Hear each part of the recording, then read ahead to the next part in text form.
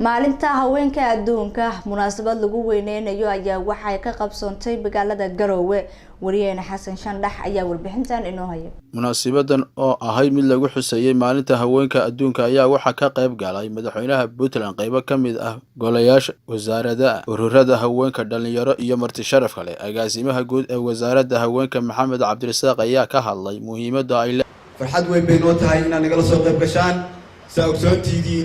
maalintan waa maalin u astaysan haweenka in aynu dhegaysano wax dhammaan sanadkaas na soo dhaafay waxyaabihii ay gaareen iyo guulihii ay gaareen lana xuso caqabadihii ka hor yimaadeen haddii ahaan lahayd arrimaha ka qaybgalka siyaasadda dhaqaalaha social service-ka wasiirka wasaaradda haweenka Puntland Aamina Xaaji oo ka hadashay munaasabadan ayaa sheegtay in haweenka Puntland ay ka midaysan yihiin sidoo kale waxa ay ka hadashay tacadiga loo geysto haweenka haddaynu wax yar dib u jaleecno guulaha haweenku ay reer Puntland ay gaareen sanadkii la soo dhaafay ama sanadadii la soo dhaafay aad bay u badan yihiin doorka haweenku u weyn waa door muxtarima waa tiirarka ay ku taagan tahay Puntland haweenku waxay ka qayb qaataan ama ku guuleystaan inay kobciyaan dhaqaalaha waddanka waa ganacsatada kuwa ugu badan waa canshuur bixiyayaasha kuwa ugu badan haweenku markaynu fiirino deegaankeena Puntland haweenku waxay kaalin lixaad ka qaateen nabadgelyada iyo daminta colaadaha iyo isu soo dhaweynta dadka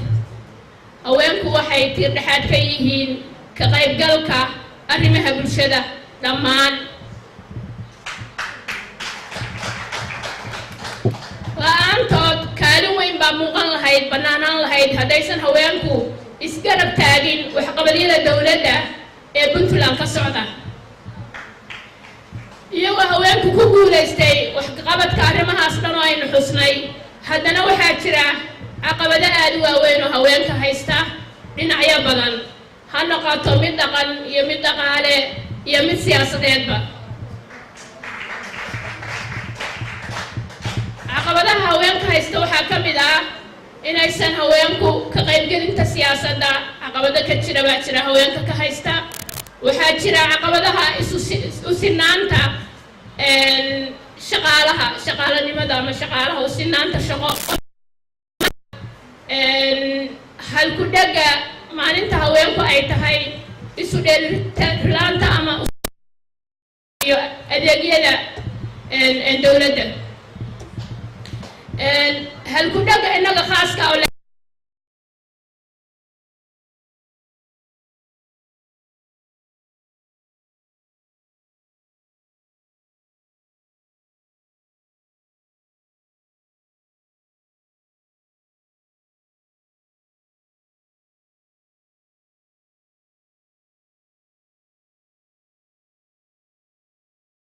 inay ka qaataan doorkooda culumaawidiinka odayaasha iyo dowladda oo ugu horeysa oo mas'uuliyadda ugu horeysa ay saaran tahay inuu shakhsi kasta oo Puntland midka tabarta daran iyo midka tabarta lehba ay u sinaadaan cadaaladda ilaahay idankiisna waxaan ka rajaynaynaa dowladdeena cusub taas inay ku guuleysato maanta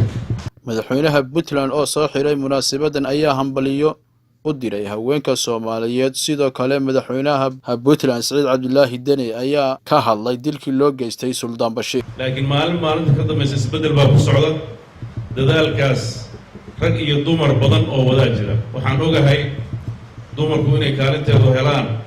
rag uga xanuun badan dumarka ayaa jira oo badan oo qaybtood halka ay fadhiyaan